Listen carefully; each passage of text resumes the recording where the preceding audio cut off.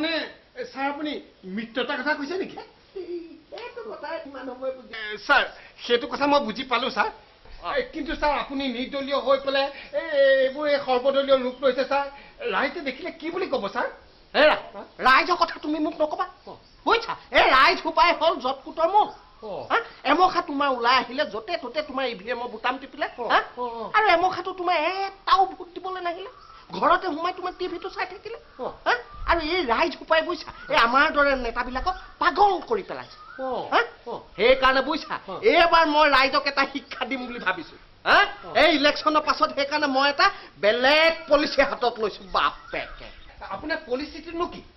হেৰা মোৰ এইবাৰ পলিচিটোৰ নাম হৈছে বুজিছা অপেন পলিচি অপেন তাৰমানে মই সকলোৰ কাৰণে অপেন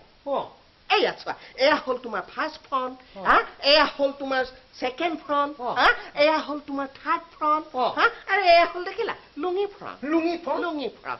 চাপ'জ মানে ধৰি লোৱা যদি ফাৰ্ষ্ট ফ্ৰণ্টে চৰকাৰ গঠন কৰে তেতিয়া মই ফাৰ্ষ্ট ফ্ৰণ্টটোৰ এখন ৰাখিম বাকী সকলোবিলাক খুলি পেলাম তাৰপিছত ধৰি ললো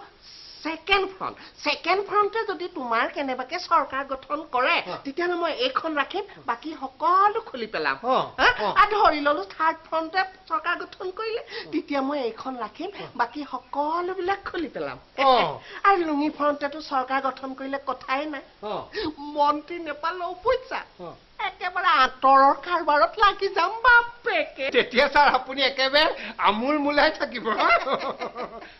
কিন্তু ছাৰ আপুনি যদি কেনেবাকে হাৰি থাকে সোপাকে খুলি পেলাম বাপেক নাই ছাৰ হেৰা সকলোবিলাক মই ঠিক কৰি থৈছো নহয় বুজিছা জিকিলেতো জিকিলোৱে আৰু হাৰিলেও তোমাৰ একো চিন্তা কৰিবলগীয়া নাই মই এতিয়া অলপ আগতে তুমি শুনিছিলা ন মই সংগীত এটা ৰেডি কৰি থৈছো নহয় সেই হৰাৰ পাছত তোমাৰ সেইটোৱে আৰু সম্ভৱ বুজিছা এটা কাম কৰো বুজিছা মই গানটো ধৰি যাওঁ তুমিও মোৰ লগে লগে ধৰি যোৱা আৰম্ভ কৰা কাকুতি মই কৰিছো